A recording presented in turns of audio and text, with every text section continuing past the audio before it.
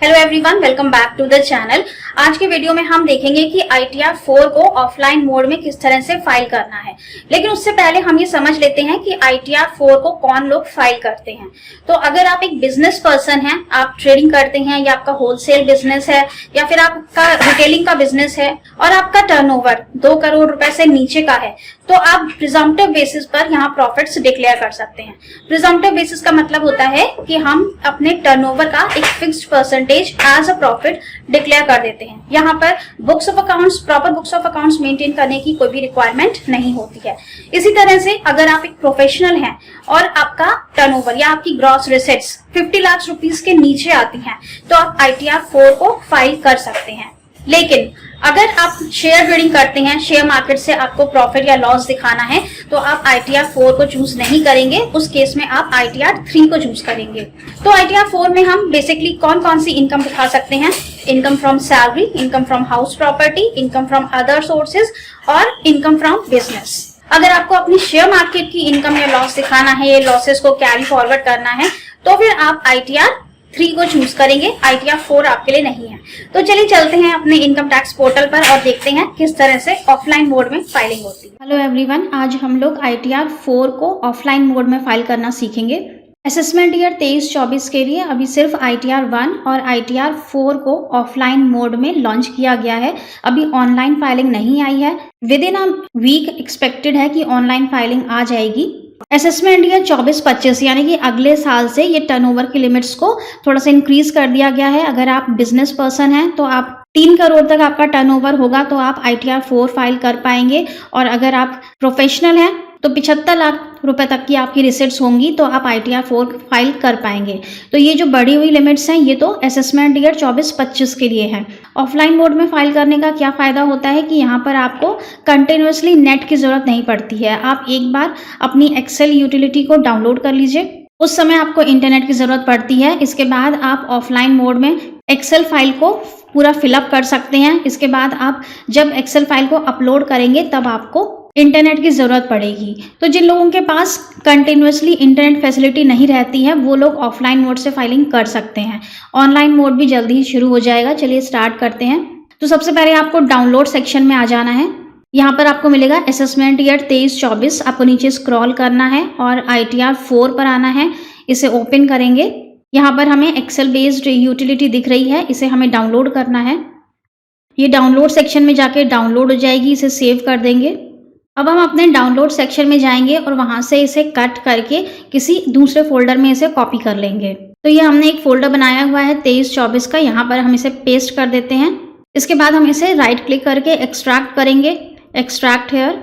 इसके बाद हमें ITR 4 जो एक्सेल फाइल है इस पर राइट क्लिक करना है, प्रॉपर्टीज में जाना है और यहाँ पर एक बॉक्स हमें दिख रहा है, यहाँ लिखा है अनब्लॉक। इस पर टिक लगाना है, अप्लाई करके ओके करना है। अब हम इसे ओपन करेंगे, इनेबल कंटेंट पर क्लिक करेंगे। ये हमारा ITR फॉर्म आ गया है। और जब आप ऑनलाइन फाइलिंग करेंगे तो वहां पर भी सेम ऐसे ही फॉर्म रहता है, लेकिन बस फर्क इतना है कि वहां आपको थ्रू आउट इंटरनेट की जरूरत पड़ती है, यहाँ पर आप ऑफलाइन मोड में कर सकते हैं। अब ये जो फील्ड्स आपको यहाँ पे ब्लैंक दिख रही हैं इनको आप प्रीफिल कर सकते हैं। प्रीफिल कैसे करेंगे?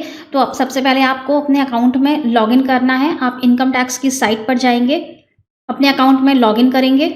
लॉगिन करने के बाद आपको ऊपर ब्लू लाइन में मिलेगा ई फाइल, यहाँ पर आपको जाना है इनकम टैक्स रिटर्न्स पर, और इनकम टैक्स रिटर्न्स में आपको सबसे लास्ट में नीचे मिलेगा डाउनलोड प्रीफिल डेटा, यहाँ पे क्लिक करेंगे। अब यहाँ पर असेसमेंट ईयर सेलेक्ट करना है तो 23-24 करेंट ईयर, यहाँ पे डाउनलोड पे क्लिक करेंगे और ये आपकी फाइल डाउनलोड हो जाएगी जिसमें आपका सारा प्रीफिल डेटा है, जैसे कि आपकी date of birth, name, PAN number, Aadhaar number. तो ये सब आपको प्रीफिल मिल जाएगा अपनी एक्सेल शीट में। यहाँ पे सेव कर देंगे, डाउनलोड सेक्शन में ये सेव हो जाएगी। इसके बाद हम वापस एक्सेल शीट पे जाते हैं। यहाँ पर साइड में आपको एक ऑप्शन मिलेगा इंपोर्ट प्रीफिल का, यहाँ पे इंपोर्ट करेंगे, यहाँ ओके करेंगे और डाउनलोड सेक्शन में जाके जो हमारी फाइल है इसे हम इंपोर्ट कर लेंगे। यहाँ पर प्रोसेसिंग में थोड़ा सा टाइम लगेगा। जब तक यहाँ पे प्रोसेसिंग चल रही है इसे बिल्कुल भी आप फाइल को बंद नहीं करें, एस्केप ना करें। थोड़ा सा टाइम लेगा लेकिन आपका सारा डेटा यहाँ पर प्रीफिल हो जाएगा। साथ ही साथ जो आपके 26 AS में जो भी एंट्रीज दिख रही हैं TDS या TCS की, वो सब भी यहाँ पर ऑटोमेटिकली प्रीफिल हो जाएंगी। आपका बैंक अकाउंट नंबर जिसमें कि आपको रिफंड चाहिए है वो भी यहाँ पर प्रीफिल हो जाएगा। लेकिन सबसे पहले आपको एक बार अपना 26AS और AIS डाउनलोड करके एंट्रीज को चेक ज़रूर कर लेना है कि जो डेटा यहाँ पे प्रीफिल हो रहा है वो करेक्ट है। तो यहाँ पर प्रोसेसिंग कंप्लीट हो चुकी है, सारा डेटा प्रीफिल हो गया है और इस प्रोसेसिंग में लगभग 10 मिनट यहाँ पर लग गए। इसके बाद सबसे पहले हम ये देखते हैं कि हमें यहाँ पर नीचे कौन कौन से टैब दिए गए हैं जो हमें फिल करने हैं। तो सबसे पहले इनकम डिटेल्स हैं जिसमें आपको सैलरी, हाउस प्रॉपर्टी, बिजनेस से जो भी इनकम है वो यहाँ पर फिल करनी होगी। इसके बाद ये BP का शेड्यूल है, यानी कि बिजनेस एंड प्रोफेशन का शेड्यूल है। यहाँ पर जो भी आप फिलअप करेंगे वो यहीं से ऑटोमेटिकली इनकम डिटेल्स में प्रीफिल हो जाएगा। इसके बाद TDS का शेड्यूल है जो कि प्रीफिल आएगा आपके 26AS से। इसके बाद IT का शेड्यूल है जिसमें कि आपके एडवांस टैक्स या सेल्फ असेसमेंट टैक्स के कोई पेमेंट्स हैं तो वो आप यहाँ पे फिल कर सकते हैं। 26AS में अब एडवांस टैक्स और सेल्फ असेसमेंट टैक्स नहीं दिखेगा, वो आपके AIS में दिखेगा। इसलिए आपको ये चेक करना होगा कि ये डेटा यहाँ पर प्रीफिल हो रहा है या नहीं। अगर नहीं हो रहा है तो आपको यहाँ पर ये मैनुअली एंटर करना होगा। इसके बाद TCS का शेड्यूल है जो कि प्रीफिल आएगा आपके 26AS से, लेकिन आपको एक बार चेक जरूर कर लेना है। इसके बाद है टैक्सेस पेड एंड वेरिफिकेशन का शेड्यूल, जहां पर आपका टैक्स कैलकुलेट होगा, वेरिफिकेशन होगा, आपका बैंक अकाउंट नंबर यहाँ पे प्रीफिल हो जाएगा जिसमें भी आप रिफंड चाहते हैं। इसके बाद ये 80D का शेड्यूल है। अगर आप मेडिक्लेम इंश्योरेंस क्लेम करना चाहते हैं तो आप पहले 80D के शेड्यूल को फिल करेंगे और जो यहाँ के अमाउंट हैं ये ऑटोमेटिकली यहाँ इनकम डिटेल्स में प्रीफिल हो जाएंगे। इसके बाद 80G का शेड्यूल है। अगर आप डोनेशन वगैरह किसी इंस्टीट्यूशन को आपने किया है वो क्लेम करना चाहते हैं तो पहले आप 80G का शेड्यूल फिल करेंगे और जो इसके अमाउंट हैं ये ऑटोमेटिकली फिल हो जाएंगे इनकम डिटेल्स की शीट में। तो चलिए एक एक करके यहाँ पे शेड्यूल्स को फिल करते हैं। सबसे पहले है इनकम डिटेल्स। इनकम डिटेल्स वाली शीट आपकी प्रीफिल आएगी। आपको स्टार्टिंग कहाँ से करनी है? आपको करनी है यहाँ से, नेचर ऑफ एम्प्लॉयमेंट से, और ये पॉइंट नंबर है 23। यहाँ से आपको स्टार्टिंग करनी है। यहाँ पर अपना एम्प्लॉयमेंट आप चूज करेंगे। इसके बाद है filed in response to notice या फिर फाइल्ड अंडर सेक्शन। यहाँ पर आपको चूज करना है कि कौन से सेक्शन के अंदर आप ये रिटर्न फाइल कर रहे हैं। तो सेक्शन 139(1) ऑन और बिफोर ड्यू डेट, इसे आप चूज करेंगे। आपको सिर्फ वही फील्ड यहाँ पर एंटर करनी है जिनमें कि तो सिर्फ ग्रीन वाली फील्ड्स को आपको एंटर करना है। इसके बाद यहाँ पे पूछेगा have you ever opted for new tax regime, आपने कभी पिछले सालों में न्यू रिजीम में ऑप्ट किया था? तो आपको यहाँ पर येस या नो में टिक करना है। तो नो में कर देंगे, हमने नहीं किया था। नो में क्लिक करते ही आपकी ये सारी फील्ड्स यहाँ पे ब्लॉक हो जाएंगी। यहाँ पे कुछ भी फिल करने की जरूरत नहीं है। नीचे आएंगे, अब यहाँ पर ग्रीन कलर है, ये यहाँ पे पूछ रहा है। अब यहाँ पर आपको सेलेक्ट करना है कि क्या आप इस वाले ईयर में न्यू टैक्स रिजीम में जाना चाहते हैं, ऑप्टिंग इन नाउ या फिर नॉट ऑप्टिंग। तो हम नॉट ऑप्टिंग कर देते हैं, हमें नहीं जाना है। इसके बाद ये नीचे कुछ ऑप्शंस हैं। अगर आप इन कैटेगरीज में फॉल करते हैं तो आप यहाँ पर येस करेंगे। तो हम इन कैटेगरीज में फॉल नहीं करते हैं इसलिए हम यहाँ पर नो कर देंगे। तो ये फील्ड्स हमारी ब्लॉक हो जाएंगी। इसके बाद हम नीचे जाएंगे तो ये है whether this return is filed by representative, ऐसे से यहाँ पे नो है, नो ही रहने देते हैं। इसके बाद 62 पॉइंट से यहाँ पर इनकम फ्रॉम बिजनेस प्रोफेशन का शेड्यूल स्टार्ट हो जाता है। तो ये डेटा अब हमको यहाँ बिजनेस प्रोफेशन के शेड्यूल में फिल करना है और ये ऑटोमेटिकली यहाँ पर प्रीफिल होगा। 63 नंबर में सैलरी है। सैलरी को हम बाद में देखेंगे, पहले हम BP के शेड्यूल पे चलते हैं। तो सबसे पहले सेक्शन 44AD है जो कि बिजनेस पर्संस के लिए है जिनका की टर्नओवर 2 करोड़ रुपए के नीचे है। सबसे पहले है नेम ऑफ बिजनेस, यहाँ पर आपको अपने बिजनेस का नेम दे देना है। बिजनेस कोड, यहाँ पर आप एरो में ड्रॉप डाउन लिस्ट से सेलेक्ट करेंगे कि आपका किस नेचर का बिजनेस है। यहाँ पे है डिस्क्रिप्शन। डिस्क्रिप्शन आप दे सकते हैं कि आपका किस तरह का बिजनेस है, लेकिन ये मैंडेटरी नहीं है। देना चाहें तो यहाँ पर थोड़ा बहुत आप एक लाइन में लिख सकते हैं। इसके बाद आपको देना है अपना ग्रॉस टर्नओवर। ग्रॉस टर्नओवर में 2 हेड है। पहला है कि कितनी इनकम आपको ऑनलाइन मोड से हुई है, यानी कि बैंकिंग मोड से हुई है, वो आपको अमाउंट यहाँ पर पहले देना है। इसके बाद है एनी अदर मोड, मतलब कि कैश। अगर आपका कुछ टर्नओवर कैश में है तो वो आपको यहाँ पर देना है B पॉइंट में। तो जैसे कि हम मान लेते हैं कि हमारा पूरा टर्नओवर 15 लाख रुपए का है और ये हमारा पूरा ऑनलाइन मोड से है, कैश में हमारा कुछ भी नहीं है। इसके बाद हमें यहाँ पर अपना प्रॉफिट डिक्लेयर करना है कि हम 15 लाख में कितना प्रॉफिट यहाँ पे दिखाते हैं। तो यहाँ पर 6% और 8% 2 तरह के रेट दिए गए हैं। अगर आपका टोटल पूरा टर्नओवर बैंकिंग मोड से है तो 6% तक का प्रॉफिट आप यहाँ पर दिखा सकते हैं। 6% से नीचे का दिखाएंगे तो आपको ऑडिट में जाना पड़ेगा। 6% या उससे ऊपर का प्रॉफिट यहाँ पर आप दिखा सकते हैं। और अगर आप ये क्लेम करते हैं कि आपका बिजनेस कैश में है, आपका टर्नओवर कैश में है, तो आप 8% का यहाँ पर प्रॉफिट दिखा सकते हैं। 8% से कम दिखाएंगे तो आपको ऑडिट में जाना पड़ेगा। 8% से ऊपर आप कितना भी दिखा सकते हैं। तो क्योंकि हमारा टर्नओवर पूरा बैंकिंग मोड से है तो हम यहाँ पर 6% से ज़्यादा कितना भी दिखा सकते हैं, तो हम यहाँ पर 20% का प्रॉफिट दिखा देते हैं। 15 लाख का 20% यानी कि 3 लाख रुपए हो गया। बस यहाँ पर ये शेड्यूल एंड हो गया। इतना सही काम करना है बिजनेस पर्सन्स को। इसके बाद दूसरा शेड्यूल शुरू होता है यहाँ पर 44 ADA का, जो कि प्रोफेशनल्स के लिए है। अगर आप प्रोफेशनल हैं जैसे कि चार्टर्ड अकाउंटेंट, एडवोकेट्स, आर्किटेक्ट्स, तो आप इस वाले सेक्शन के अंदर अपना प्रॉफिट दिखाएंगे। यहाँ पर आपको नेम ऑफ बिजनेस देना है, तो यहाँ पर आपका जो भी बिजनेस का नाम है, आपकी फर्म का जो नाम है वो दे सकते हैं, या फिर इसमें आप अपना नाम भी दे सकते हैं।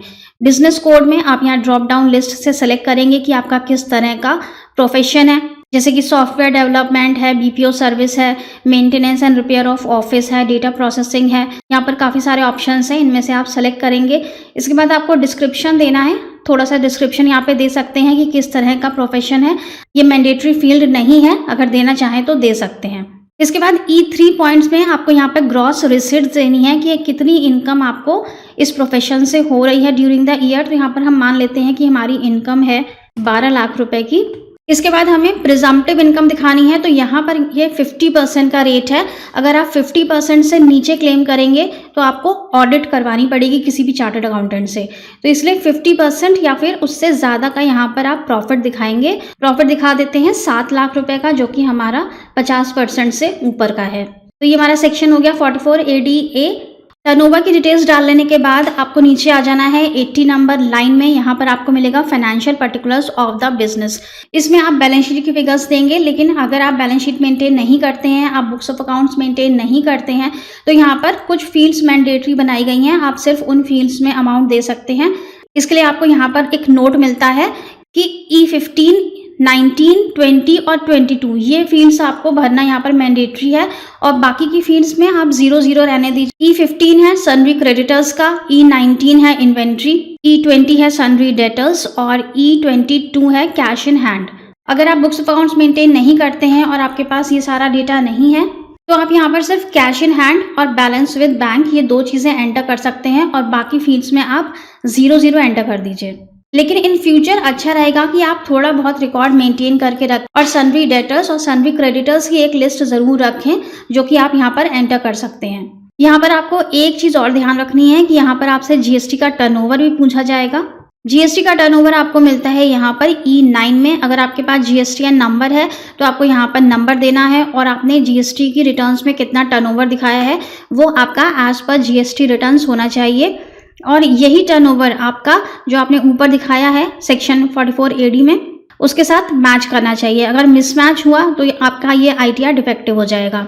और अगर आपने GST नंबर नहीं लिया हुआ है तो आपने जो ऊपर टर्नओवर दिखाया है वो आप विद इन द लिमिट्स दिखाइए। इतना टर्नओवर दिखाइए कि जिससे कि आपके ऊपर GST नंबर लेने की लायबिलिटी ना बने। अगर आपने टर्नओवर ज़्यादा दिखा दिया, 25-30 लाख दिखा दिया, लेकिन आपने GST नंबर यहाँ पर नहीं दिया है या फिर नहीं लिया हुआ है, तो आपके पास GST से नोटिस आ जाएगा। साथ ही आपका जो रिटर्न है ये भी डिफेक्टिव हो जाएगा। और यहाँ पर हमारा बिजनेस का शेड्यूल ये कंप्लीट हो गया। अब इसमें कुछ भी नहीं करना है। इसके बाद आता है TDS का शेड्यूल, जो कि आपके 26 AS से प्रीफिल्ड हो जाएगा। आपको एक बार चेक कर लेना है। IT का शेड्यूल है जिसमें कि एडवांस टैक्सेस या सेल्फ असेसमेंट टैक्स को मैनुअली फिल करना है। TCS का शेड्यूल के प्रीफिल हो जाएगा 26 AS से। 80D में अगर आप मेडिक्लेम दिखाना चाहते हैं तो यहाँ पे शेड्यूल फिल करेंगे। 80G में दिखाना चाहते हैं तो यहाँ पर फिल करेंगे। इसके बाद इनकम डिटेल्स में आ जाते हैं, और जो फिगर्स हमने अपने बिजनेस के शेड्यूल में डाली थी वो यहाँ पर प्रीफिल हो गई हैं। जैसे कि यहाँ पर इनकम फ्रॉम बिजनेस प्रोफेशन में वैल्यू आ गई है 10 लाख रुपए की, क्योंकि हमने दोनों सेक्शंस के अंदर फिगर्स फिल की थी। बिजनेस में हमने 3 लाख रुपए दिखाए और प्रोफेशन में हमने 7 लाख रुपए दिखाए हैं, इसलिए यहाँ पर ये टोटल 10 लाख रुपए यहाँ पे प्रीफिल होके आ रहे हैं। इसके बाद हमें अपनी ग्रॉस सैलरी यहाँ पे देनी है। अगर आपको बिजनेस के अलावा सैलरी भी मिलती है, जॉब भी करते हैं, तो आप यहाँ पर सैलरी का अमाउंट दे सकते हैं, जिसमें से आपको 50,000 का स्टैंडर्ड डिडक्शन भी मिल जाएगा। अगर आपको फॉर्म 16 मिलता है तो उसमें आपको अलाउंसेस की फिगर्स भी मिल जाएंगी, तो आप नेचर ऑफ एग्जाम्प्ट अलाउंसेस यहाँ पर फिल कर सकते हैं फॉर्म 16 से।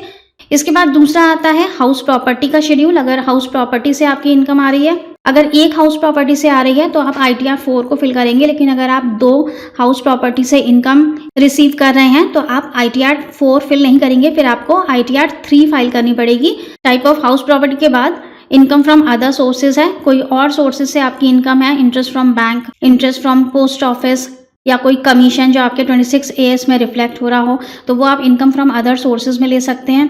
डिविडेंड इनकम अगर आपकी आ रही है तो वो आप दिखाएंगे, यहाँ पर क्वार्टर वाइज डिविडेंड का ब्रेकअप देना है। इसके बाद डिडक्शंस हैं चैप्टर 6A के 80C से लेकर के 80U तक। अगर आप कोई भी डिडक्शंस यहाँ पे क्लेम करना चाहते हैं, लाइन नंबर 122 से स्टार्ट हो जाते हैं ये deductions and taxable total income. अगर 80C से लेकर के 80U तक कोई भी डिडक्शंस क्लेम करना चाहते हैं तो उनकी फिगर्स आप यहाँ पर दे सकते हैं। इतना सब कुछ करने के बाद टैक्सेस आपको यहाँ पे कैलकुलेट नहीं करने हैं, वो ऑटोमेटिकली कैलकुलेट होंगे। आपको इसके बाद लास्ट में जाना है और ये जो ऊपर आपको यहाँ पर वैलिडेट का बटन दिख रहा है, आपको वैलिडेट पे क्लिक करना है। अगर कोई फील्ड यहाँ पर ऐसी है जो कि फिल करना मैंडेटरी है और आपने फिल नहीं की है, तो जैसे ही आप वैलिडेट बटन पर क्लिक करेंगे तो आपके पास इंस्ट्रक्शंस आ जाएंगे कि आपको फिल करना है। तो इसलिए हर शीट को कंप्लीट करने के बाद आपको ये वैलिडेट का बटन क्लिक करना है। जैसे कि हम BP के शेड्यूल पे जाते हैं, हर शीट में आपको ये बटन मिलेगा। आपको सबसे ऊपर जाना है, यहाँ पर वैलिडेट लिखा हुआ है, वैलिडेट पे क्लिक करना है। अगर कोई भी फील्ड यहाँ पे रह गई है तो ये आपको इंस्ट्रक्शंस दे देगा। सारी शीट्स वैलिडेट होने के बाद आपको लास्ट में टैक्सेस पेड एंड वेरिफिकेशन के शेड्यूल पर आना है। यहाँ पर आपके टैक्सेस ऑटो कैलकुलेट होंगे। यहाँ साइड में जाएंगे, शीट को वैलिडेट करेंगे, इनकम डिटेल्स की शीट पर जाएंगे। यहाँ पर आपको मिलता है कैलकुलेट टैक्स। यहाँ कैलकुलेट टैक्स पे क्लिक करते ही आपकी जो टैक्सेस पेड एंड वेरिफिकेशन की शीट है, इसमें टैक्स ऑटो कैलकुलेट हो जाएगा और यहाँ पर डिस्प्ले हो जाएगा। अगर आपके कुछ टैक्सेस बनते हैं, जैसे कि यहाँ पर आ रहा है ई-पे टैक्स, तो आपको पहले इस टैक्स का पेमेंट करना है। टैक्स का पेमेंट कैसे किया जाएगा, चैनल पर वीडियो ऑलरेडी अपलोड है। पहले आपको इस टैक्स का पेमेंट करना है, उसके बाद जो इसकी रिसिप्ट जनरेट होगी उसे आपको डाउनलोड कर लेना है और उसमें से आपको जो BSR कोड है और चालान नंबर है वो सब लेकर आपको यहाँ पे फिल करना है IT के शेड्यूल में। यहाँ पर सेल्फ असेसमेंट टैक्स में आप ये सारा डेटा फिल करेंगे। इसके बाद आप फिर से टैक्सेस पेड एंड वेरिफिकेशन के कॉलम पर आएंगे तो यहाँ पर प्रीफिल आ जाएगा आपका सेल्फ असेसमेंट टैक्स, और ये जो यहाँ पर ई-पे टैक्स दिख रहा है आपको, ये निल हो जाएगा। जब इतना सब कुछ हो जाए, यहाँ पर आपकी कोई भी लाइबिलिटी ना दिख रही हो, तभी अपने रिटर्न को फाइल करिएगा। इसके बाद आपको वापस इनकम डिटेल्स की शीट पर आना है। यहाँ पर आपको साइड में मिलेगा जनरेट जेसन। जनरेट जेसन पर क्लिक करेंगे तो आपकी जेसन फाइल बन जाएगी और इसे आपको इनकम टैक्स के पोर्टल पर अपलोड करना है। जेसन फाइल सेव हो जाने के बाद हम चलते हैं अपने इनकम टैक्स के पोर्टल पर। यहाँ पर हम अपने अकाउंट में लॉगिन करेंगे। लॉगिन करने के बाद आपके पास 2 मेथड हैं। आप ऊपर ई फाइल से भी जा सकते हैं, साथ ही आपको यहाँ नीचे फाइल नाउ का ऑप्शन भी मिल रहा है। यहाँ फाइल नाउ पर क्लिक करेंगे, यहाँ पे असेसमेंट ये सिलेक्ट करेंगे 23-24। फाइलिंग टाइप में ओरिजिनल रिटर्न है। ऑडिट हमने करवाई है नहीं। ITR कौन सी है हमारी, ITR 4। कंटिन्यू पर क्लिक करेंगे। अब यहाँ पर हमें अपनी जेसन फाइल को अटैच करना है। यहाँ पर अटैच फाइल पर क्लिक करेंगे और अपने कंप्यूटर से इसे यहाँ पर इंपोर्ट कर लेंगे। इंपोर्ट होते ही प्रोसीड टू वेरिफिकेशन का कॉलम हाईलाइट हो जाएगा। प्रोसीड टू वेरिफिकेशन पे क्लिक करके अपने रिटर्न को ई-वेरीफाई कर देंगे और ये आपका ITR सबमिट हो जाएगा। अगर आपकी फाइल में कोई भी मिस्टेक है तो यहाँ पर इंस्ट्रक्शंस आ जाएंगे। वैलिडेशन आपका नहीं हो पाएगा। आपको पहले इंस्ट्रक्शंस को पढ़ के अपने एक्सेल शीट को फिर से सही करना है। जो जो फील्ड्स आपने छोड़ दी हैं या गलत फिल कर दी हैं उनको आपको सही करना है। करेक्शन के बाद आप दोबारा यहाँ पर फाइल को अटैच करेंगे तो अटैच हो जाएगी और आपको वेरिफिकेशन करके ई-वेरीफाई कर देना है। ई-वेरीफाई आपको 30 डेज के अंदर करना है। अगर आप तुरंत कर सकते हैं तो तुरंत कर दें, नहीं तो 30 डेज के अंदर आपको ई-वेरीफिकेशन करना होगा, वरना आपकी ये ITR डिफेक्टिव हो जाएगी। तो बस फ्रेंड्स, ये था वीडियो कि ITR 4 को ऑफलाइन मोड में कैसे फाइल करना है। तो मिलते हैं नेक्स्ट वीडियो में। Stay safe and healthy. Bye bye.